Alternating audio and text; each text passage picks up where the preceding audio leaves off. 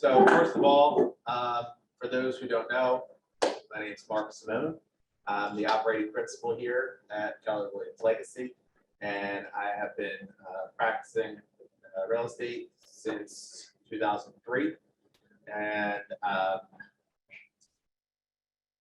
say the last 2 years, really, of my career, it has been entirely working with sellers. So I've been very seller focused.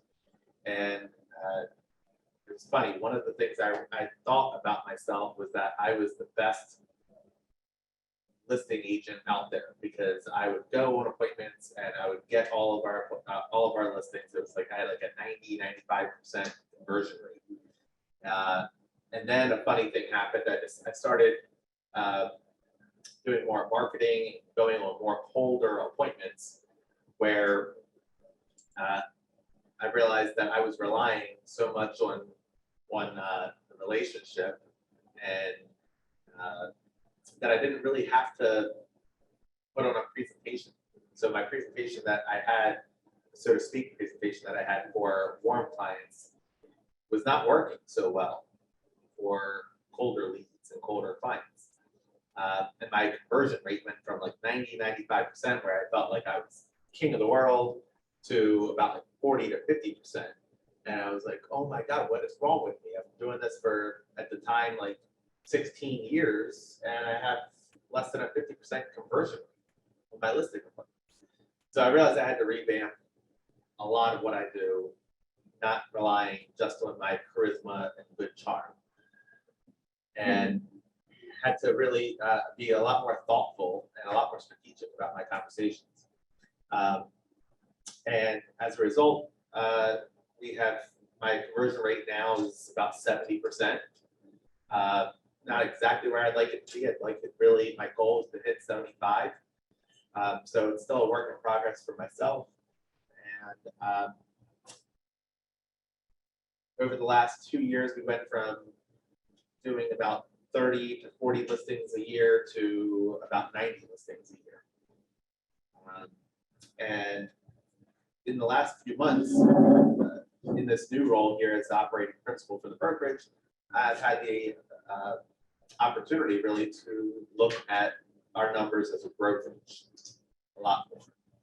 And one of the things that I noticed was this trend that I think is happening across the real estate industry, and it's, if it hasn't really happened across the real estate industry yet, it will. And that is that what we're seeing is the crunch on commission dollars. And what we saw from a brokerage standpoint is that 4 years ago, our associates were averaging about 3%. And in the last few years, our average commission per transaction has gone down to about 2.5%.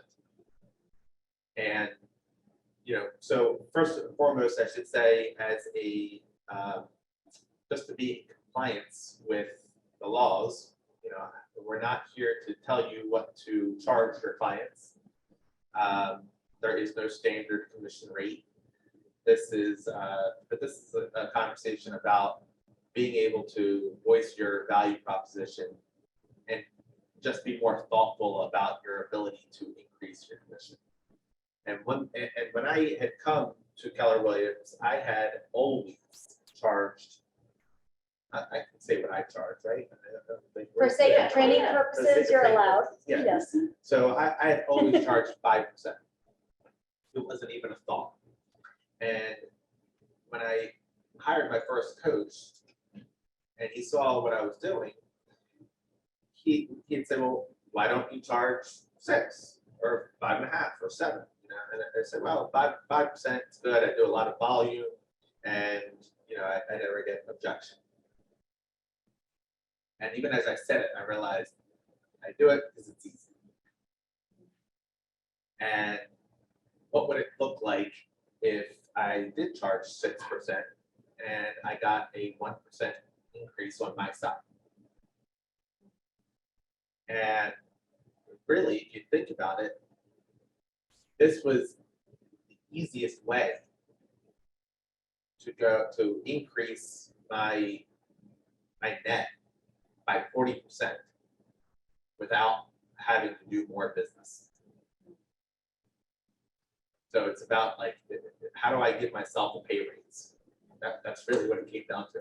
I certainly felt like my level of expertise and the level of service that we provided certainly could be explained and justified that I should get a pay raise. And now it's not to say that, you know, I don't ever take a listing at 5% or 4.5% or 5.5%. I mean, I'm all over the place. And you know, as far as having a rule of thumb for commission percentage, we can't set one for the brokerage. I wouldn't set one for any of you guys. I don't even really set one for myself. But I am very thoughtful about it, and I'm strategic about it, knowing that there is this ability here with the power of a conversation to change my profitability by 20 to 40% by just, you know, what happens in the listing appointment. So, you know, seeing that decrease in commission dollar, I mean, essentially what we've seen is about a 15% decrease in commissions. You know, we've gone from 3% to 2.5%. So it's about that, fuzzy math. And so my goal here, as soon as I saw that, I said, well, look, we should be able to put something on and have a greater conversation about what we do to protect it for ourselves, and not just to charge the customer or the client or the public more money, but to actually bring more value to the table and be more confident in the value that we provide already.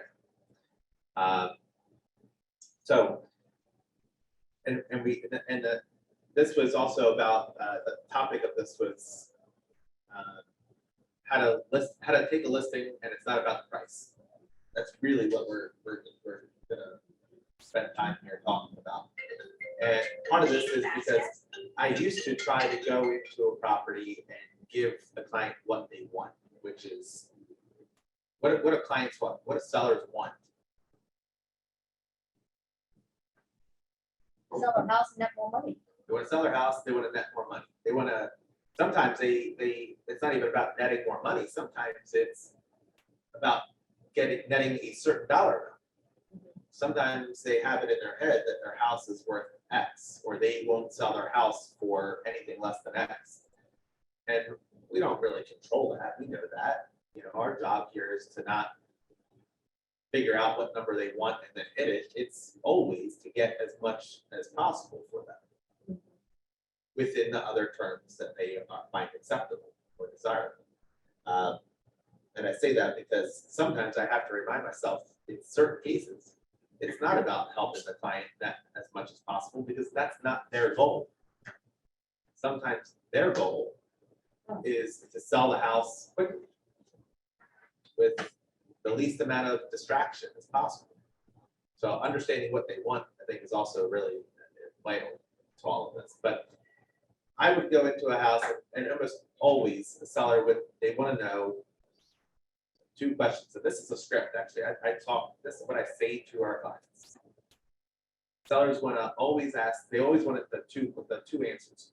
How much is my house going to sell for? And how long is it going to take? Those are the two questions that I can't answer.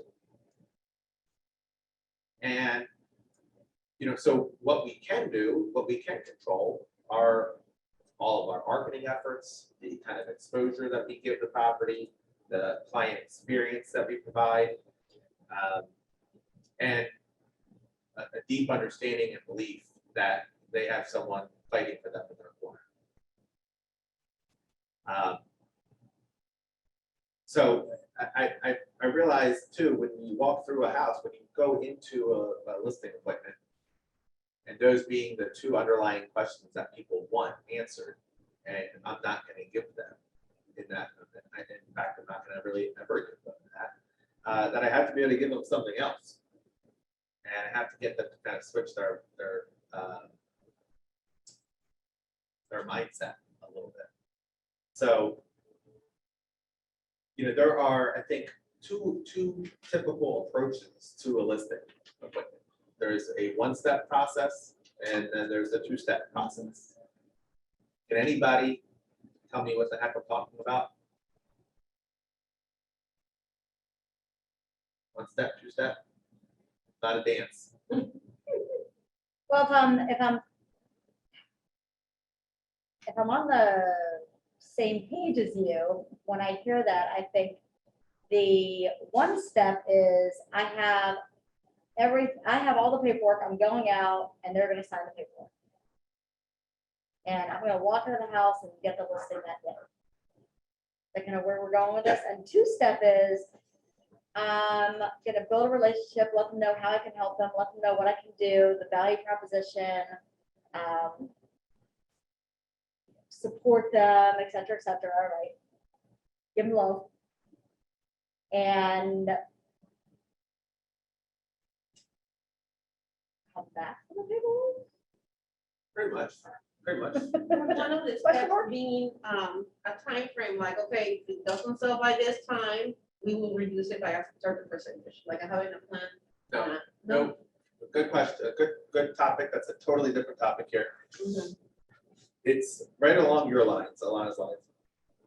Very simple. One step process is you go on a listing appointment with the expectation that you walk out with a listing agreement signed. Mhm. Two-step process is you walk into that listing appointment not expecting to get it signed, expecting a second appointment in which you get it signed and documented. Hey, Mark, Yes. you're probably going to touch on this subject. What's your percentage of the one step or two step? How often, which one do you see happening? Well, I think a lot of it depends on your own expectations, your own mindset. And so that's why we're having this discussion here, because for years and years and years, I had a two-step process. I would come into the house, I would give my whole spiel about what we do and why we're the greatest. One thing I could never do is tell people what they would sell their house for. I wouldn't even try to do a market analysis beforehand, because I think anyone who tries to do a market analysis before they even tour the property is not providing a high level of value. And that might strike a chord at some people's hearts if you believe differently. But I will stand by what I just said. If you are giving a pricing strategy to a seller before having an opportunity to walk through the property and to follow up afterwards with research, you are doing your client a disservice. I have that fundamental belief. Now, you might have different fundamental belief. And if you do have a different fundamental belief, it'll make doing a one-step process even easier. So for years, I had this two-step because I felt like I couldn't give the price in that first appointment, and I wouldn't ask for the listing agreement until I had the price.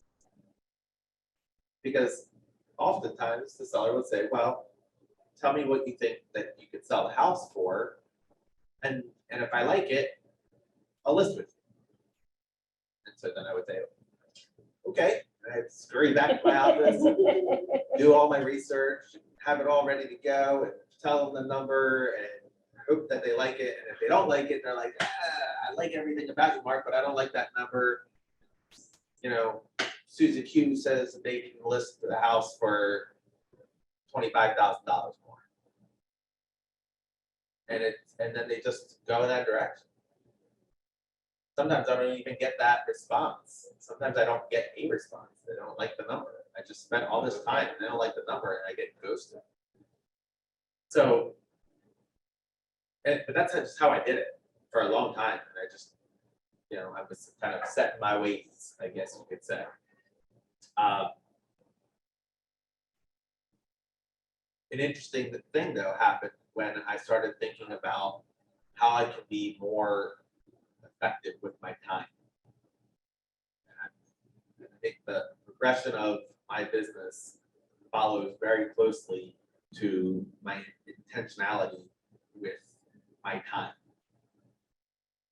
And, you know, and this goes way back to like deciding to not go on home inspections or not going over a 35-page contract line by line with my client. At the time that I got back along the way allowed me to catapult myself into a different category of sales volume. While still, I think not diminishing the value that my clients were receiving. I'm a funny guy, but like a home inspection is 2.5 hours, 3 hours long. I run out of jokes about halfway through that. And then it's just kind of awkward. So it was, I wasn't providing an immense amount of value at a home inspection, and I shouldn't. A home inspector should be providing an immense amount of value at a home inspection. Anyway, I digress. So looking at my time that I was spending doing CMAs, first of all, I don't know about you guys, but doing a CMA is like my least favorite thing to do with real estate. I'm good at it. I'm effective at it, but I'm a people person. So you put me in front of a computer and an Excel spreadsheet type of application, and it hurts my soul. So the idea of doing it for someone who just doesn't like the data and goes in a different direction because of it, it's just like, I hated doing it. And now I didn't even get paid for it. It's like, why am I doing that? So I started working with a coach. And that's, I think, probably, if there's one thing to take out of this, if you guys don't have a coach, get a coach. This, it will change the way you think, it'll change the way you operate. But I was thinking about how can I do a listing appointment in a 1-step instead of a 2? Without, and knowing that I would not have a price for a seller in a 1-step. So can I get a listing without giving a price? And in my head, I said, no way. You need a price. Do you need a price? I have walked away without the blank, still blank, but everything's fine. That's great. Yeah. That's great. So Jackie says she does this, so you got the 1-step. Not all the time, Not all the but time, right? And it's not going to be all the time. Like this discussion isn't a one-size-fits-all. It's not everything. Like we have different clients who have different personalities, and we need to be able to pivot and adjust. But if you can even take half of the listings that you are going on and get them done in a 1-step rather than a 2, you save yourself a lot of time. So first of all, I think it goes, there's a couple of clauses in the listing agreement that I make super friendly. And I've always been super friendly, regardless of whether it was a 1-step or a 2-step, which made it even sillier that I was doing this on a 2-step. One of the terms, so look, no one wants, when people are signing a listing agreement, they feel like they're signing their lives away. Like you now own them and they are stuck with you.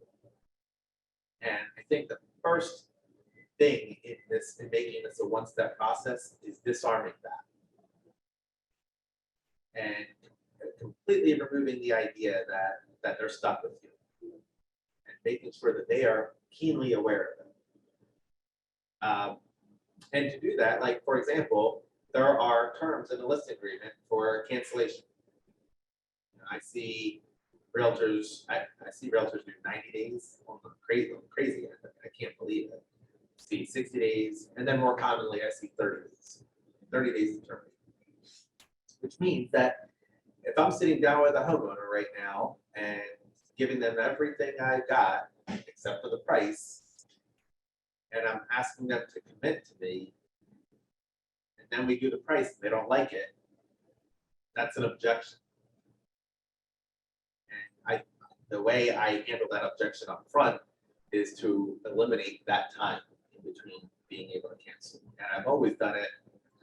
There's less than a handful of times in the 18 years where that's bitten me in the butt. But what I do is I have a 24-hour cancellation clause at all times. Now, I've given thought to changing that after we get like officially started. But I haven't done it yet, and I don't know if I will, because what we have done has worked. We very, very rarely get slapped. So removing that 24-hour cancellation clause, or removing that extended cancellation clause, and allowing someone to cancel at any time for any reason, basically you're able to then say to a seller, like, look, I want to get to work with you, and I can show them a sample of the CMA that we do. And I just gloss over it. I said, look, this is an in-depth analysis. This takes a couple hours to put together, make sure it's proper and accurate, and in a way that I can present to you so you can understand. Because the price is not my price. The price that we're talking about is the date based on the data and the market. I'm just the messenger. So if we go through everything, you know, you like what you hear, and you don't like the price, you can cancel the agreement. No harm, no foul. There's no cost to signing. There's no cost to canceling. That is consumer friendly as it gets. It disarms all of the objections of like, well, I want you to do that price first. So it's that's one of the, I think, main keys in all of this. But a lot of this goes to just your mindset when you walk in there. When you walk into a listing appointment, are you going to walk out with a sign? Because if you don't, who knows what happens? And I've heard it all from consumers, from clients. You know, like, you're my person. Don't worry. Give me the price, and then I'll sign. Heard it. Yeah. And I'm coming in an hour later with my paperwork ready to go with the mindset of Right. you're signing with me and walking away with nothing. Well, I think that one of the problems too is our competition. Mhm. You know, our competition may not put the time and energy into putting together a pricing analysis that we do.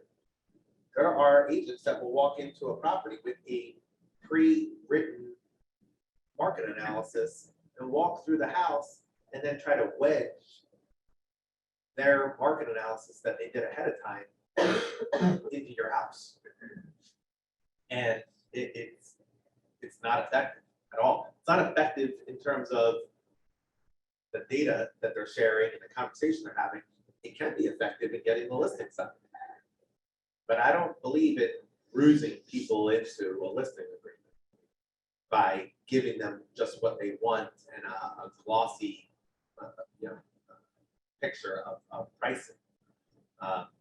It really comes down to being able to get in the data, which takes some time. How many times have you listed a property and they have actually canceled in 24 hours?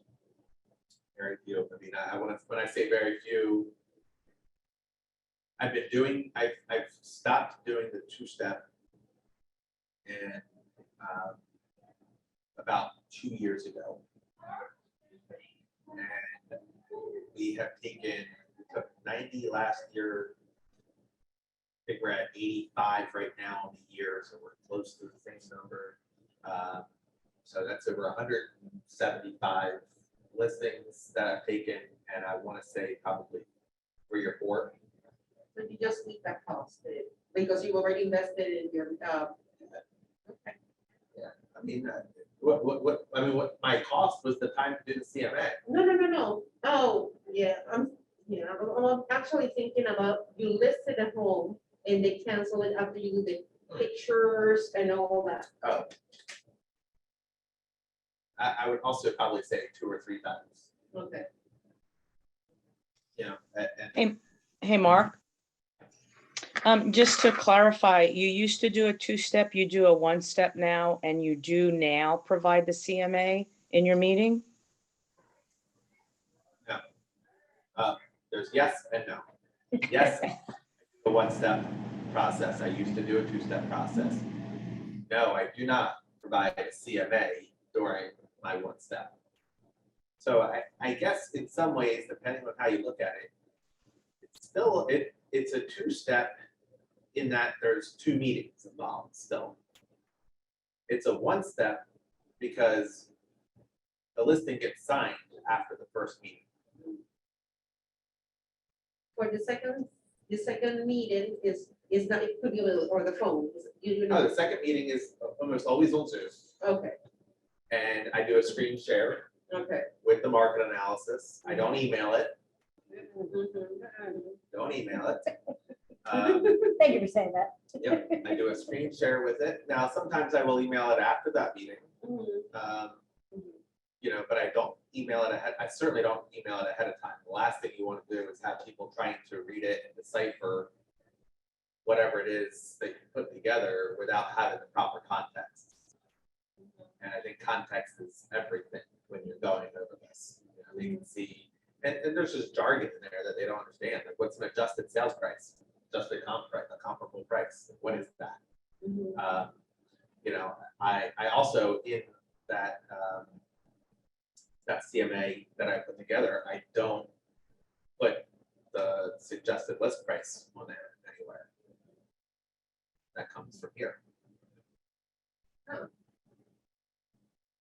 That part I don't think is incredibly important. It certainly is incredibly important if you actually email it ahead of time. Because if you email it ahead of time, that's all, they don't, they've like tuned you out on everything else. You know, and so what I will typically do is go through that market analysis. You know, I ask people, you know, are you the type that likes to know all the numbers and likes to understand the analytics, or do you want like a very short, abridged version and get down to what does it mean for you? And depending on who they are, it's like you're going to get two different answers. But I'm prepared to go through it all, and also, you know, it's important to kind of be open and transparent about these things, because when you're doing an analysis, chances are a lot of the homes that are in your analysis you have not personally been into. And it's possible that your clients have.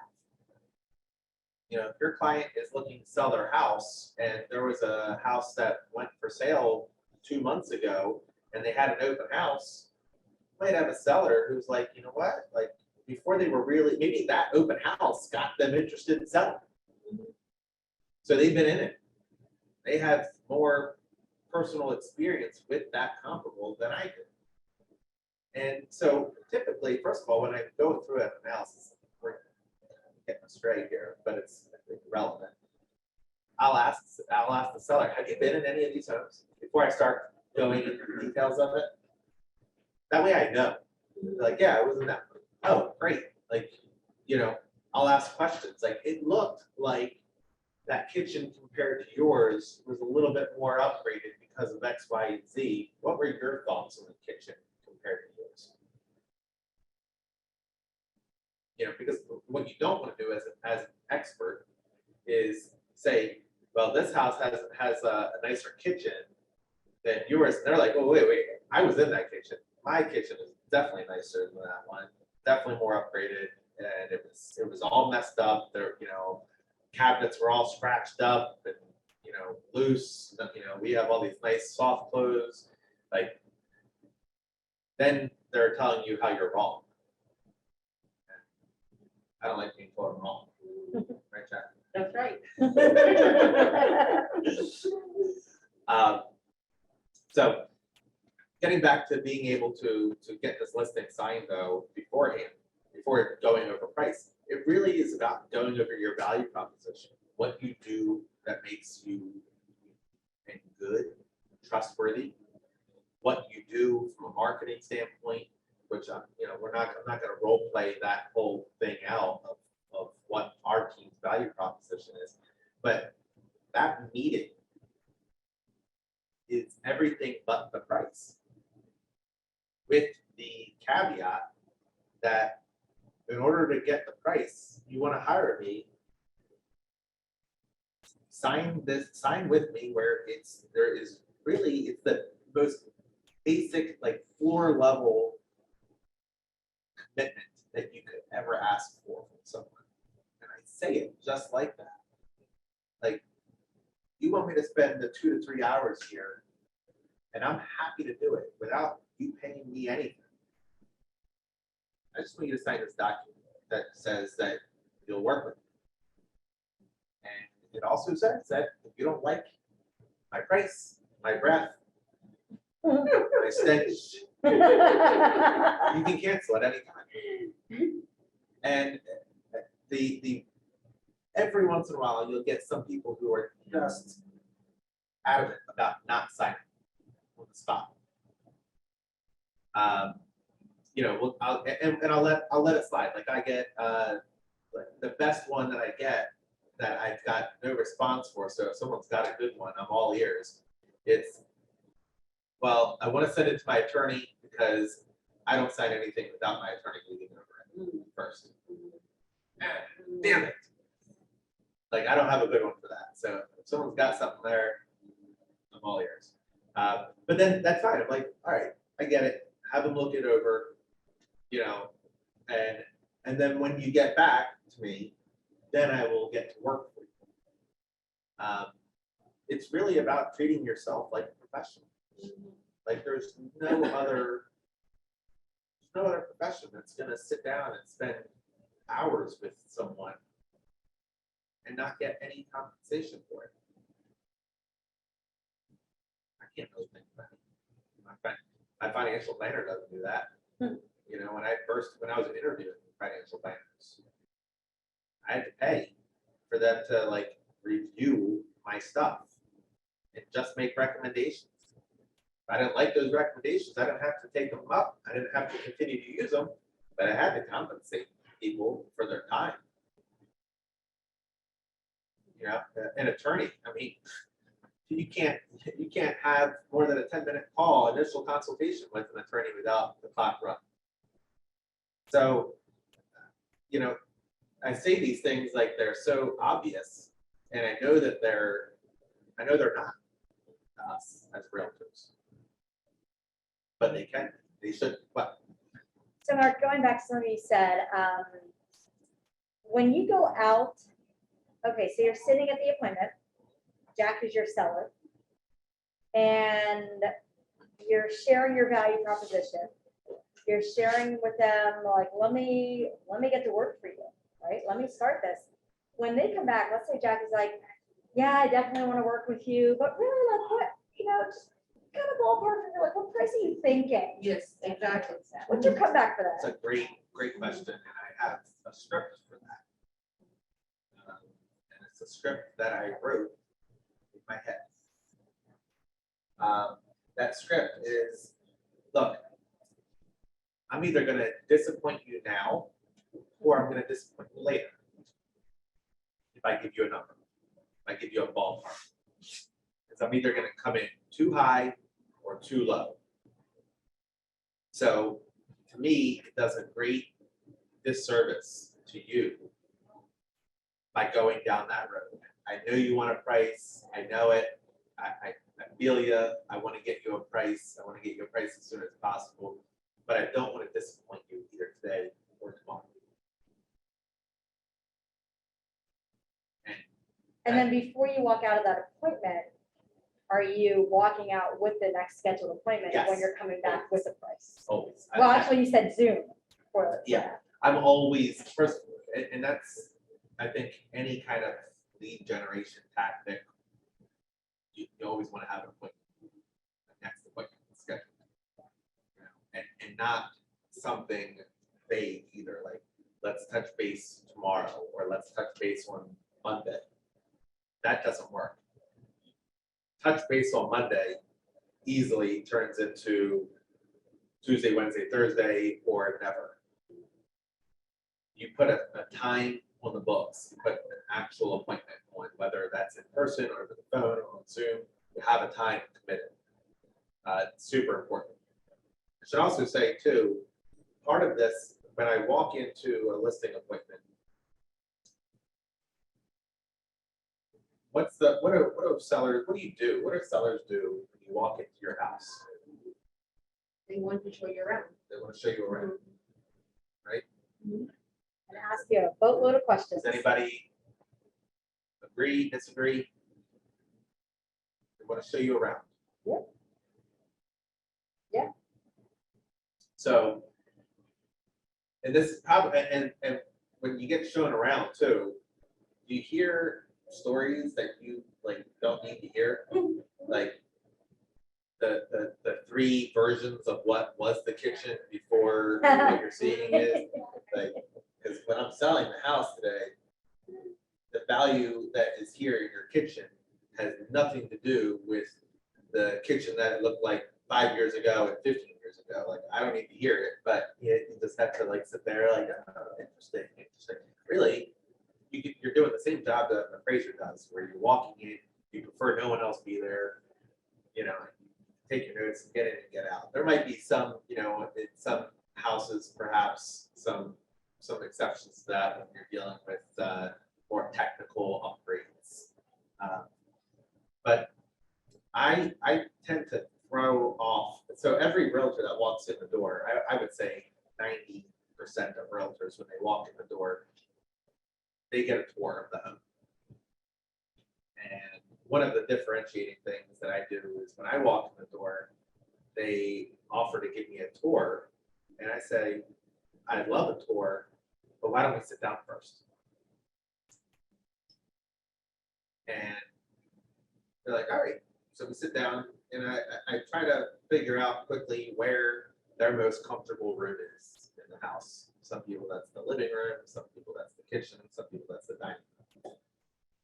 But I figure out where that room is, and I sit down, and I say, look, I understand you want to sell your home. I want to get a little bit better understanding of why. I want to know why you want to sell it, when you want to sell it, all the things that go into it. We're not talking about the value of the house at all. In fact, that's my platform to talk about everything that we're doing here, except the price. So in that conversation while I'm sitting down, at some point I'll say, all right, well, why don't we take a tour here, and I'll take some notes as we walk through, and afterwards we can schedule a time as Tuesday. Like I've already got that appointment scheduled before I've done a tour. So the idea is that they know when they're giving me a tour that they're not getting the price already. They know how we work as a team or as an individual here. So everyone follow me there? A question. Yeah. You don't do a pre-listed consultation over the phone, like for to see, because one of the things that I ask them is what is their expectation of the price before I even go out, because sometimes they're completely unrealistic, and I'm like, I don't want to even waste my time going, Yes. because they think their house is worth $500,000 and it's worth $300,000. So is that a question that you do beforehand or not? Just to see their No, temperature. I would say I typically don't anymore. There have been times where I've done that. I think when the sellers has that in part of their form. One of the differences for me too, that I think is probably relevant to this conversation, is that oftentimes I'm not even the one setting the appointment. I'm the one going on the appointment. So, you know, we have other people that are setting the appointment. And so I get intel from that person, whoever set the appointment. But I kind of go into that appointment giving the impression that we didn't talk. Or sometimes, actually what I say is, I talked to the person who set the appointment with you. So, you know, say, I know I talked to Group, you told me a little bit about your situation, told me what you're looking to do here. But I'd like to be able to kind of get it from in your own words here, make sure that we're completely on the same page and that I'm not missing anything. So a lot of that, that pre-screening, I call that like just a screening call, really. That screening conversation we will have, we will kind of repeat all of the information that's in that screening call. And that, in that pre-screening, there's not a question about the expectation, the price expectation. Sometimes there are, Okay. sometimes there are. I mean, you know, it really, a lot of it depends. I mean, you know, we'll tend to ask, what do you owe? Okay. Not what do you think the house is worth. And I think there's definitely two lines of thoughts there. There's two, and I don't think there's really a right or wrong. Mhm. It's really about your confidence in what you're saying and how you're saying it. But for me, I'm more interested in what they owe than what they think the house is worth.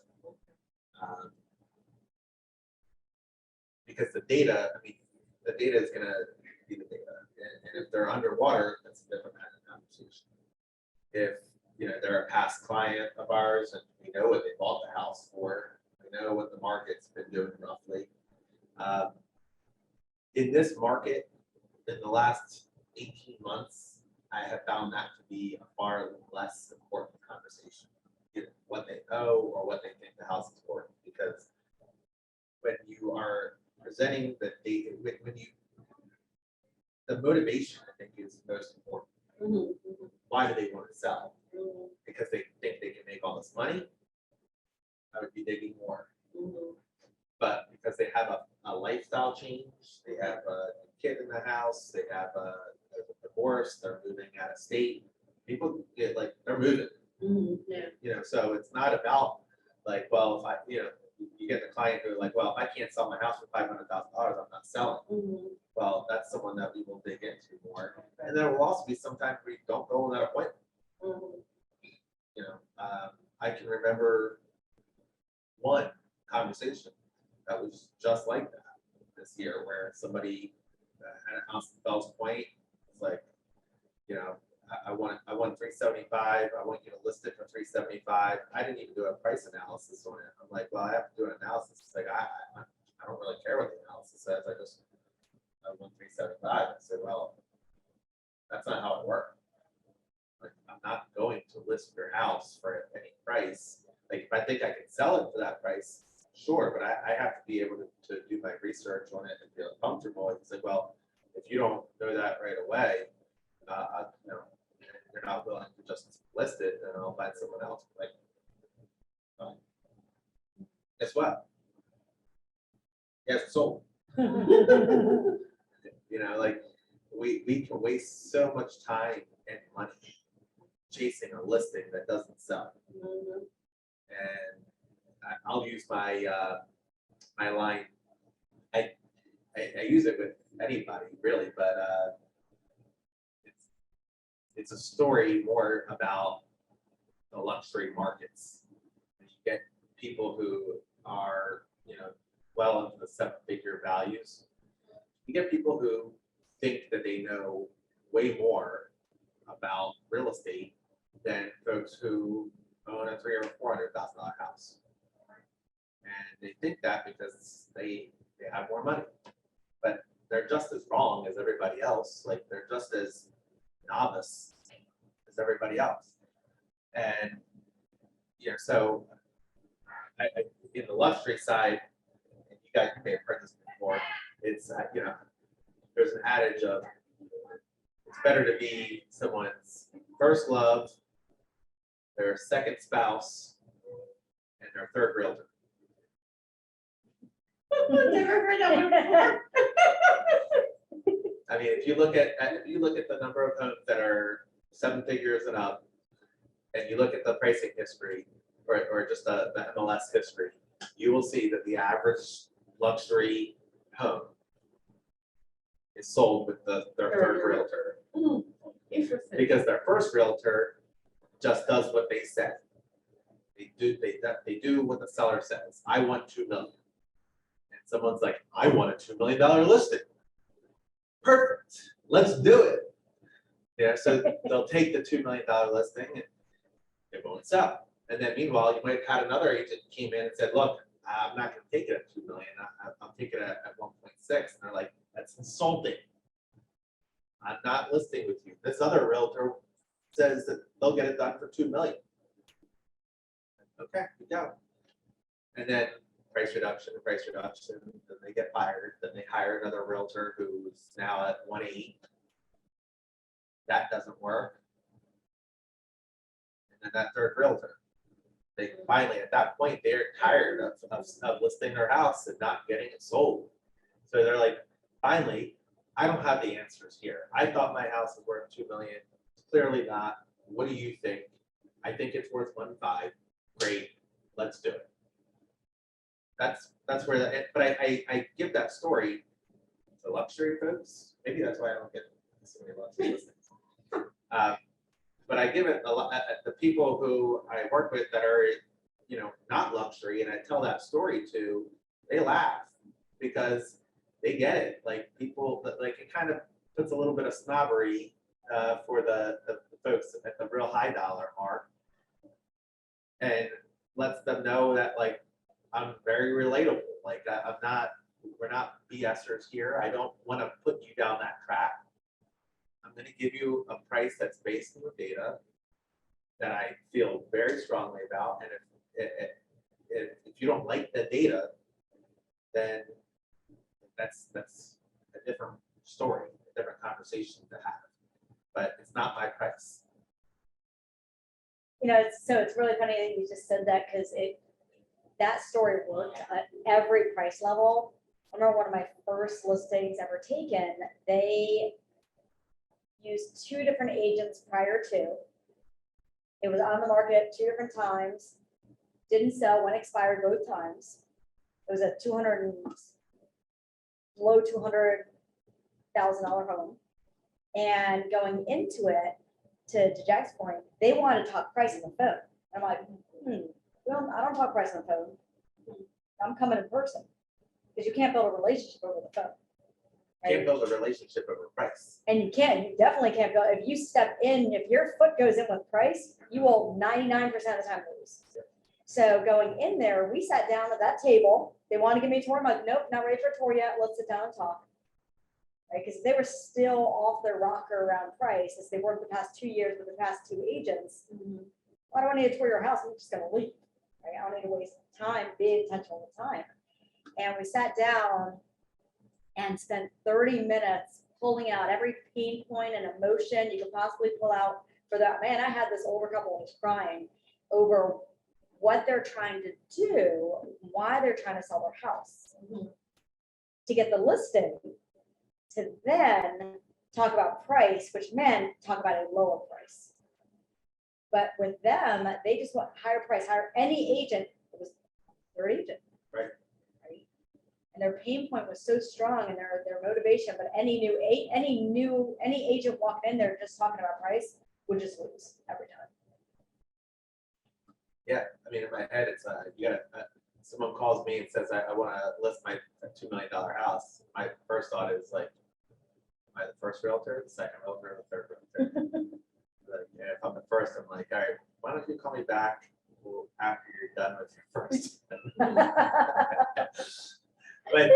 but it really is so relatable. It transcends all price points here, and it really digs in on like the data tells the story, and we're the messenger of it, not my price.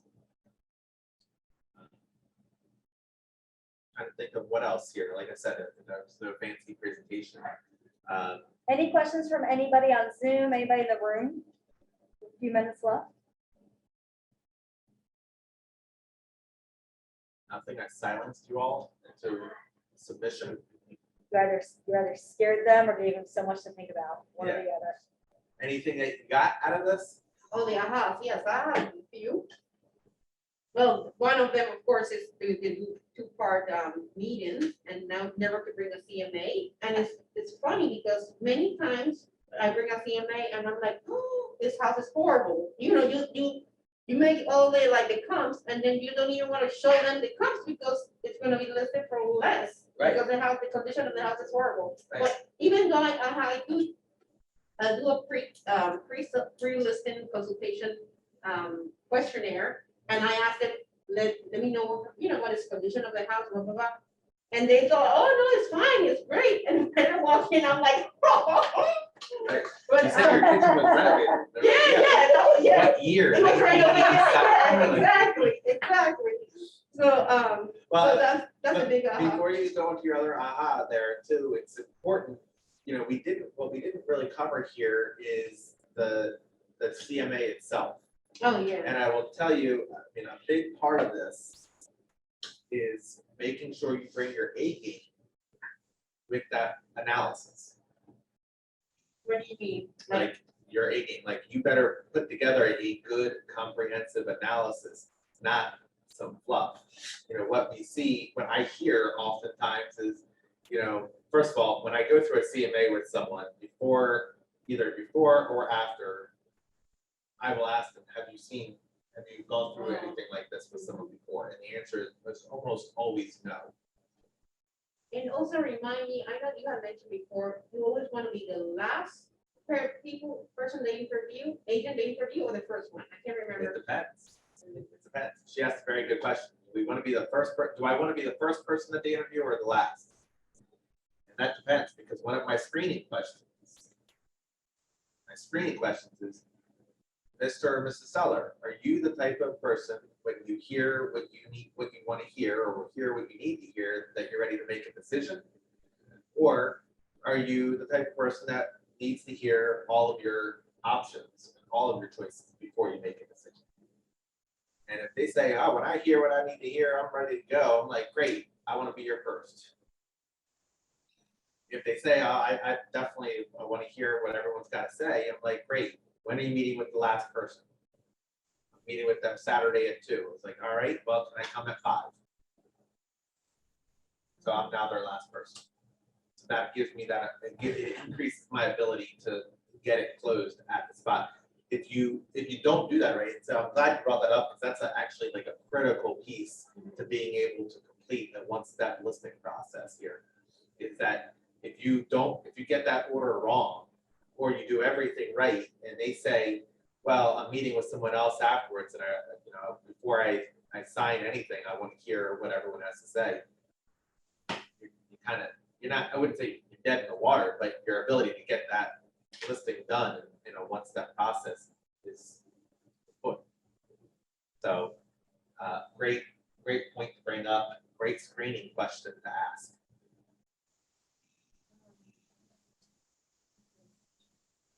Well, the other aha was the luxury homes of the third realtor is the one. And I love the 24 hours, never thought about that, 24 hours. I've done that for 10 years, by the way. 24-hour cancellation policy. So that's not new to any of this. That's how I am with my buyer agency agreements and listing agreements. And there is a very, very small percentage of fallout over it. And I think that we gain a whole lot more business out of it because of it. All the big aha, home inspection wasted all that time when you could be Practicing retainer.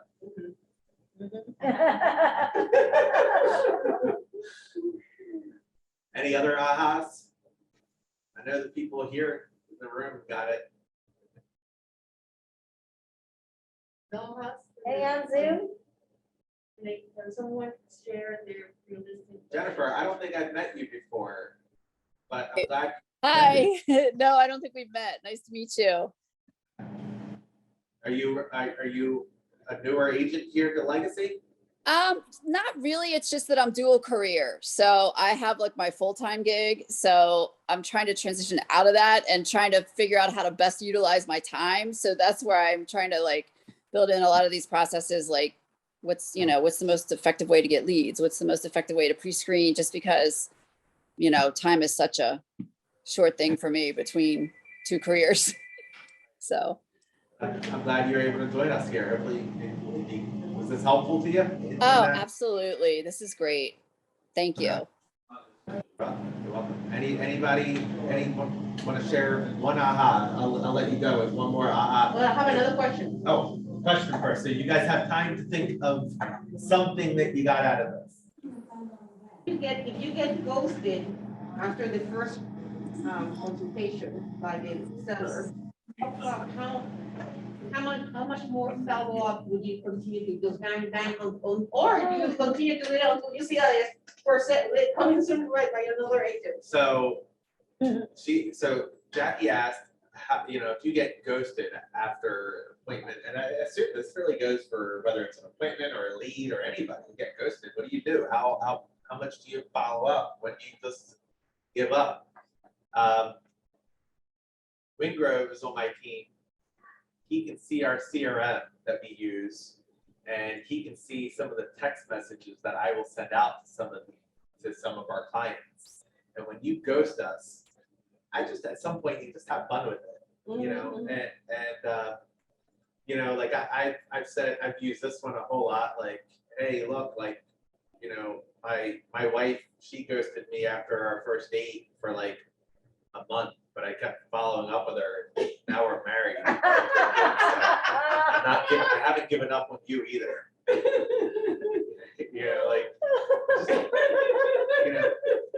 You hear the laughing, like that's what you want them to do. That's what you want our clients to do. You get people. I would so laughing. message you back because of that. So I will literally, like, I've sent texts like, hey, like, I really am thick-headed, like, until you tell me to go away, I don't go away. And guess what? Sometimes I get a text message back, go away. And I go away, I'm dead, like I'm done then. But I don't like that cliffhanger ghost. So I will take it to the mattresses. Okay. Anybody else? I gave you time for that. One more aha, something. Somebody, please let me know that my hour here was useful. Hey, Mark. Okay, go ahead. No, go ahead, Jennifer, go ahead. No, I was just filling in to say something because nobody was saying anything. All right, I'm out. I'll let Lisa talk. All right. It was like a sort of a reverse aha, because it like stunned me about don't come in with a CMA, because my training in the past has been, that CMA is your professional work ahead, and you look more like you know what you're doing, you've done your homework, versus other agents may come in with nothing. And so that kind of went like, oh, huh. And so it's uncomfortable hearing it. Of course, I want to try it, see how it goes. Yeah, and I'll tell you, like, and I'm glad you shared that, Lisa, because I think so much of I didn't always do this. This is something after 16 years, I changed the way I did it. Mm-hmm. And I found it to be way more effective. And my conversion rate goes way up. But when I first made that leap to change what I was doing, it was nervous. I was like, there was something in your chest, like waiting for them to be like, well, you don't have a CMA, so get out of here. What are we doing? Like that's where, like, in the back of my head, I'm like, oh, please don't say that. Please don't say that. But it is, and I've been trained the same way, I think. But to Jackie's point, she spent time doing a CMA, and then you walk in and you realize the house really doesn't fit the CMA that you did. Mm-hmm. So now you have a CMA that you spent time on that's not worth anything, that you really can't even go over. And so now, right? So now you're like, Yeah. it throws you off. So really, I think my recommendation, my advice to anybody, when you're doing this, when you go into that appointment, go into it and realize how much more relaxed. Think about how much more relaxed you are, knowing that price is, and the CMA is not something that you have to discuss and prove to a client. That appointment is all about relationship building, trust building, letting them really understand the kind of expert you are and who they're doing business with. Mhm. Thank you. And then I Yeah. just want to add one other thing to the ghosting, because I get ghosted often. And I love the spouse, and I got ghosted too, and now we're married. But I also go negative that I did something wrong. So I'll go, hey, if I said or did anything to offend you or upset you, not my intent, let me know, because I don't want to pester you. And I do hear back from people. Yeah. That is, I've done that too. But I like yours because it's funnier. Yeah, I prefer the funny part though. It's more relaxing because it makes people laugh, and then I think so. Look, guilt. Yeah, no, is- I like that because it is fun. It's lighter, and we don't have to be so serious. Yes, yes. Guilt though is a powerful tool, and I've used that, before too. But yeah, I mean, I think what happens is you get someone to feel bad. Like you say, like, is there something I did wrong? And they're like, I feel bad, I haven't responded, or I feel bad. Like it just kind of brings them down a little bit. Right. Hope that they'll respond back and you'll be able to regain that positive energy. But that stuff, my best resource there has been to throw positive energy out, make them laugh, and have them come back. Yeah, thank you. Yeah, thank you for sharing, and thank you all for coming. We'll do some more of these. Jennifer, thanks for joining us here. I look forward to meeting you in person at some point. Yes, thank you. I look forward to meeting you as well. All right. Well, have a great day, everyone. Thanks, Bye, you too. everyone.